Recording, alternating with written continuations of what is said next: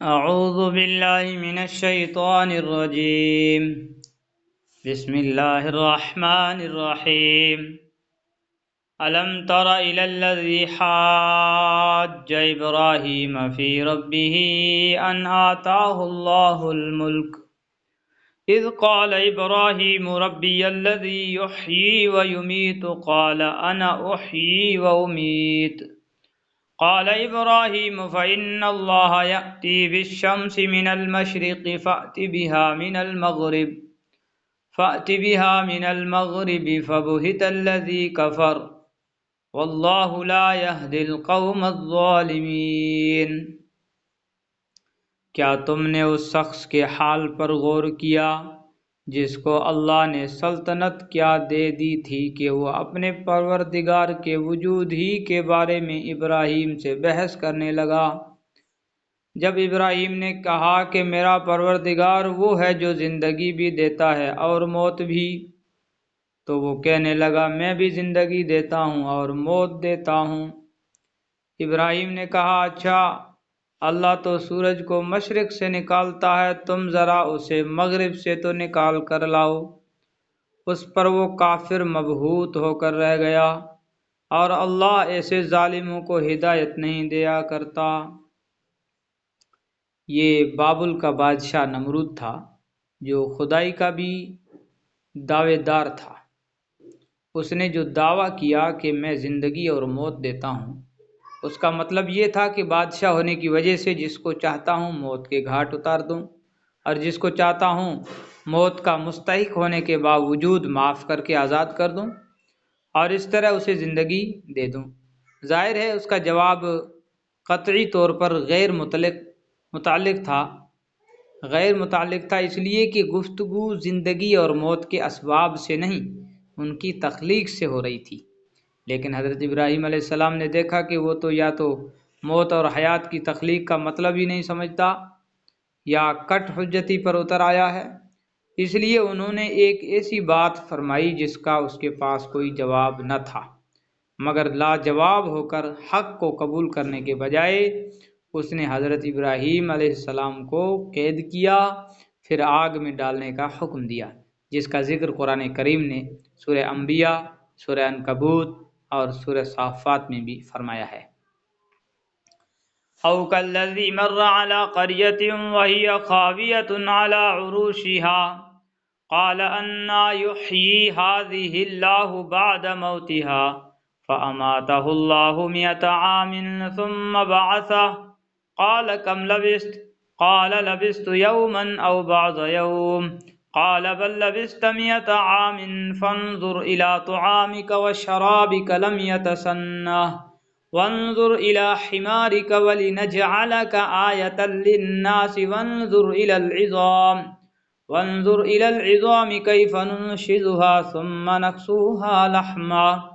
فلما تبين له قال اعلم ان اللہ على كل شيء قدیر۔ یا تم نے اس جیسے شخص کے واقعے پر غور کیا جس کا ایک بستی پر ایسے وقت گزر ہوا جب وہ چھتوں کے بل گری پڑی تھی؟ اس نے کہا کہ اللہ اس بستی کو اس کے مرنے کے بعد کیسے زندہ کرے گا؟ پھر اللہ نے اس شخص کو 100 سال تک کے لیے موت دی اور اس کے بعد زندہ کر دیا، اور پھر پوچھا کہ تم کتنے عرصے تک اس حالت میں رہے ہو؟ اس نے کہا 1 دن یا 1 دن کا کچھ حصہ۔ اللہ نے کہا نہیں، بلکہ تم 100 سال اسی طرح رہے ہو۔ اب اپنے کھانے پینے کی چیزوں کو دیکھو، وہ ذرا نہیں سڑی۔ دوسری طرف اپنے گدھے کو دیکھو کہ گل سڑ کر اس کا کیا حال ہو گیا ہے، اور یہ ہم نے اس لیے کیا تاکہ ہم تمہیں لوگوں کے لیے اپنی قدرت کا ایک نشان بنا دیں۔ اب اپنے گدھے کی ہڈیوں کو دیکھو کہ ہم کس طرح انہیں اٹھاتے ہیں، پھر ان کو گوشت کا لباس پہناتے ہیں۔ چنانچہ جب حقیقت کھل کر اس کے سامنے آ گئی تو وہ بول اٹھا کہ مجھے یقین ہے کہ اللہ ہر چیز پر قدرت رکھتا ہے۔ آیت نمبر 259 اور 260 میں اللہ تعالیٰ نے 2 ایسے واقعے ذکر فرمائے جن میں اس نے اپنے 2 خاص بندوں کو اس دنیا ہی میں مردوں کو زندہ کرنے کا مشاہدہ کرایا۔ پہلے واقعے میں ایک ایسی بستی کا ذکر ہے جو مکمل طور پر تباہ ہو چکی تھی، اس کے تمام باشندے مر کھپ چکے تھے اور مکانات چھتوں سمیت گر کر مٹی میں مل گئے تھے۔ ایک صاحب کا وہاں سے گزر ہوا تو انہوں نے دل میں سوچا کہ اللہ تعالیٰ اس ساری بستی کو کس طرح زندہ کرے گا۔ بظاہر اس سوچ کا منشا خدا نہ خواستہ کوئی شک کرنا نہیں تھا بلکہ حیرت کا اظہار تھا۔ اللہ تعالیٰ نے انہیں اپنی قدرت کا مشاہدہ اس طرح کرایا جس کا اس آیت میں ذکر ہے۔ یہ صاحب کون تھے اور یہ بستی کون سی تھی، یہ بات قرآن کریم نے نہیں بتائی، اور کوئی مستند روایت بھی ایسی نہیں ہے جس کے ذریعے یقینی طور پر ان باتوں کا تعین کیا جا سکے۔ بعض حضرات نے کہا ہے کہ یہ بستی بیت المقدس تھی اور یہ اس وقت کا واقعہ ہے جب بخت نصر نے اس پر حملہ کر کے اسے تباہ کر ڈالا تھا، اور یہ صاحب جو حضرت عزیر یا حضرت ارمیہ علیہ السلام تھے، لیکن نہ یہ بات یقین سے کہی جا سکتی ہے، نہ اس کھوج میں پڑنے کی ضرورت ہے۔ قرآن کریم کا مقصد اس کے بغیر بھی واضح ہے، البتہ یہ بات تقریباً یقینی معلوم ہوتی ہے کہ یہ صاحب کوئی نبی تھے، کیونکہ اول تو اس آیت میں صراحت ہے کہ اللہ تعالیٰ ان سے ہم کلام ہوئے۔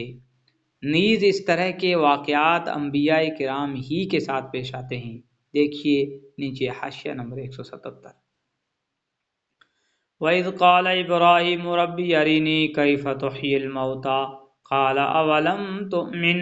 قَالَ بَلَىٰ وَلَٰكِن لِّيَطْمَئِنَّ قَلْبِي قَالَ فَخُذْ أَرْبَعَةً مِّنَ الطَّيْرِ فَصُرْهُنَّ إِلَيْكَ ثُمَّ اجْعَلْ عَلَىٰ كُلِّ جَبَلٍ مِّنْهُنَّ جُزْءًا ثُمَّ ادْعُهُنَّ يَأْتِينَكَ سَعْيًا وَاعْلَمْ أَنَّ اللَّهَ عَزِيزٌ حَكِيمٌ۔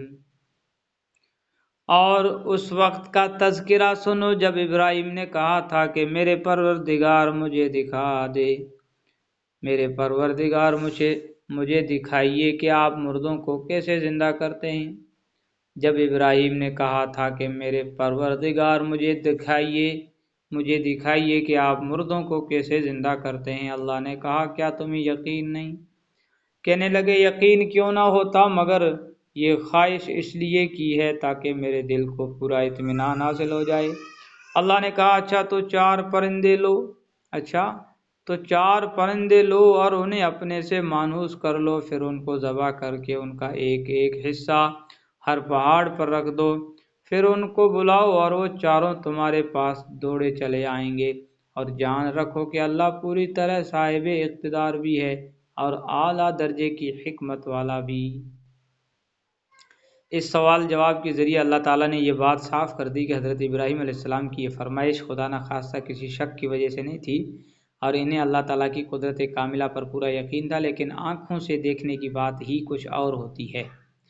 اس سے نہ صرف مزید اطمینان حاصل ہوتا ہے بلکہ اس کے بعد انسان دوسروں سے یہ کہہ سکتا ہے کہ جو کچھ کہہ رہا ہوں دلائل سے اس کا علم حاصل کرنے کے علاوہ آنکھوں سے دیکھ رہا ہوں۔ یعنی اگرچہ اللہ تعالیٰ کی قدرت کاملہ ہر وقت مردے کو زندہ کرنے کا مشاہدہ کرا سکتی ہے، مگر اس کی حکمت کا تقاضا یہ ہے کہ ہر ایک کو یہ مشاہدہ نہ کرایا جائے، اور بات دراصل یہ ہے کہ یہ دنیا چونکہ امتحان کی جگہ ہے، اس لیے یہاں اصل قیمت ایمان بالغیب کی ہے، اور انسان سے مطلوب یہ ہے کہ وہ ان حقائق پر آنکھوں سے دیکھے بغیر دلائل کی بنیاد پر ایمان لائے۔ البتہ انبیاء کرام کا یہ معاملہ عام لوگوں سے مختلف ہے، وہ جب غیب کے حقائق پر غیر متزلزل ایمان لا کر یہ ثابت کر چکے ہوتے ہیں کہ ان کا ایمان نہ کسی شک کی گنجائش رکھتا ہے اور نہ وہ آنکھ کے کسی مشاہدے پر موقوف ہے، تو ان کے ایمان بالغیب کا امتحان اسی دنیا میں پورا ہو جاتا ہے۔ پھر انہیں حکمت خداوندی کے تحت بعض غیبی حقائق آنکھوں سے بھی دکھا دیے جاتے ہیں تاکہ ان کے علم اور اطمینان کا معیار عام لوگوں سے زیادہ ہو، اور وہ ڈنکے کی چوٹ یہ کہہ سکیں کہ وہ جس بات کی دعوت دے رہے ہیں اس کی حقانیت انہوں نے آنکھوں سے بھی دیکھ رکھی ہے۔ بعض وہ لوگ جو خلاف عادت باتوں کا اعتراف کرتے ہوئے ہچکچاتے ہیں، اور انہوں نے اس آیت میں بھی ایسی کھینچ تان کی ہے جس سے یہ نہ ماننا پڑے کہ وہ پرندے واقعتاً مر کر زندہ ہو گئے تھے، لیکن قرآن کریم کا پورا سیاق اور جو الفاظ استعمال کیے گئے ہیں ان کا اسلوب ایسی تعویلات کی تردید کرتا ہے کہ جو شخص عربی زبان کے محاورات اور اسالیب سے واقف ہو وہ ان آیات کا اس کے سوا کوئی مطلب نہیں نکالے گا جو ترجمے میں بیان کیا گیا ہے۔ صدق اللہ العظیم۔